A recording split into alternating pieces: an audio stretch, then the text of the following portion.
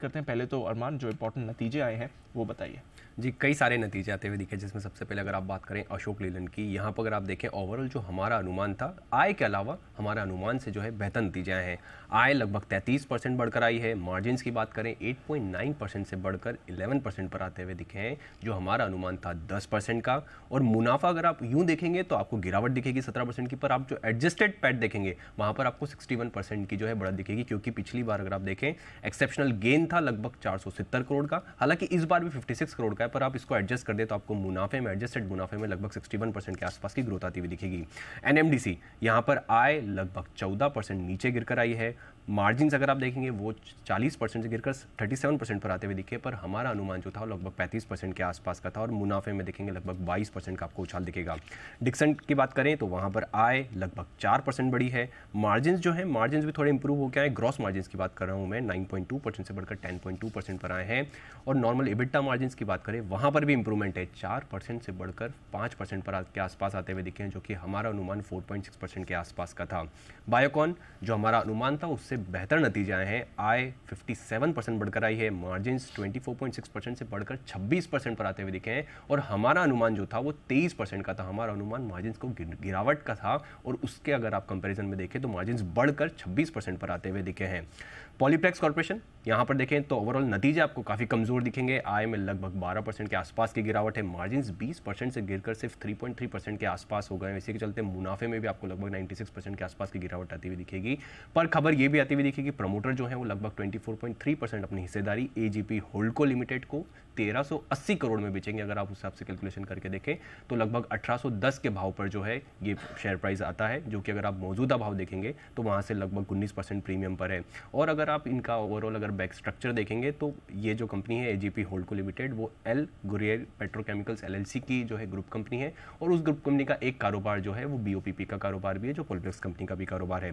Fortis healthcare नतीजे आपको बढ़िया दिख रहे हैं। आय लगभग 19% बढ़ी है। मार्जिन्स में भी थोड़ा इंप्रूवमेंट है, 16.1% से बढ़कर 16.5% के आसपास जो है आते हुए दिखे हैं। और अगर मुनाफे में देखेंगे, मुनाफे में भी 59% के आसपास का उछाल है। हालांकि अगर आप देखें तो इस तिमाही में उनको लगभग 11 करोड़ का एक्सेप्शनल मुनाफा भी है, वो भी हटा दें फिर भी आपको नतीजे बढ़िया ही दिख रहे हैं। अमर राजा बैटरीज यहाँ पर नतीजे बढ़िया दिख रहे हैं। आय लगभग 11% बढ़ी है। मार्जिन्स में भी इंप्रूवमेंट है, 10.1% से बढ़कर 13.8% के आसपास आए हैं, और मुनाफे में भी लगभग 41% के आसपास का उछाल दिखेगा। और इस साल अगर आप देखें तो एक्सेप्शनल लॉस भी है 48 करोड़ के आसपास का। और अंत में जेएसडब्ल्यू स्टील, यहाँ पे ओवरऑल नतीजे आपको कमजोर दिख रहे हैं। आय हालांकि अगर आप देखें लगभग 9% बढ़ी है, पर मार्जिन्स में आपको बढ़ा कर दिख रहा है, 46.4% से गिरकर लगभग 28% के आसपास आते हुए दिखे हैं। इसी के चलते आपको मुनाफा देखें तो मुनाफे में भी 68% के आसपास की आपको गिरावट दिख रही है। ओके, तो ये हैं आपके लिए कुछ इंपॉर्टेंट नतीजे। जेएसडब्ल्यू एनर्जी के नतीजे आए, ना कि जेएसडब्ल्यू स्टील के ऑलरेडी नतीजे आ चुके थे, जिस पर आपको करना है फोकस। और पॉलीप्लेक्स की डील फाइनली हो गई है इतने समय के बाद, जब एक्सपेक्टेड था। और दुबई की एक कंपनी को उन्होंने स्टेक बेचा, तो चलिए ये इंटरेस्टिंग रहेगा। पॉलीप्लेक्स पर आज स्पेशली रखिए आप नज़र। बट और कौन सी खबरें अरमान, और आज के लिए कौन से ट्रिगर्स हैं इंपॉर्टेंट? जी, आज भी कुछ नतीजे हैं, जिसमें अगर आप निफ्टी में बात करें तो हिंडाल्को इंडस्ट्रीज़ के नतीजे हैं। एफएनओ में क्यूमिंस, नाल्को, इंडिया सीमेंट्स के नतीजे आते हुए दिखेंगे। आज हमारे जो आरबीआई गवर्नर साहब हैं वो सीआई के एनुअल सेशन में संबोधित करते हुए दिखेंगे। कोल्टे पाटिल डेवलपर्स पर आपको ध्यान रखना है, क्योंकि बोर्ड बैठक में नतीजों के साथ साथ फंड जुटाने पर विचार किया जाएगा। और आंध्रा सीमेंट जो ट्रेड टू ट्रेड सेगमेंट से रोलिंग सेगमेंट में जो है वो ट्रांसफर होता हुआ दिखेगा। खबरों पर आ जाते हैं। खबरों में श्रीराम प्रॉपर्टीज पर ध्यान रखें, क्योंकि चेन्नई में इन्होंने एक नए प्रोजेक्ट का अधिग्रहण किया है। इनकी सब्सिडरी के जरिए लगभग 100% डेवलपमेंट राइट्स जो है उस प्रोजेक्ट के अधिग्रहण किया है। और उसमें बताया ये भी जा रहा है कि जो प्रोजेक्ट है उससे कंपनी में 5 साल में लगभग 1200 करोड़ की जो है आय की उम्मीद है। एनआरबी बियरिंग्स और ओबेरॉय रियल्टी दोनों पर ध्यान रखना है। क्यों? क्योंकि ओबेरॉय रियल्टी को लगभग 25,700 स्क्वायर मीटर ज़मीन जो है बेचने के लिए करार किया गया है, और ये एमओयू हस्ताक्षर के लगभग 120 दिन के जो ट्रांजैक्शन में पूरा किया जाएगा। स्पाइस जेट, इनके पायलट्स की जो सैलरी बढ़ाई है, सैलरी बढ़ाकर अब 7.5 लाख प्रति माह जो है कर दी गई है।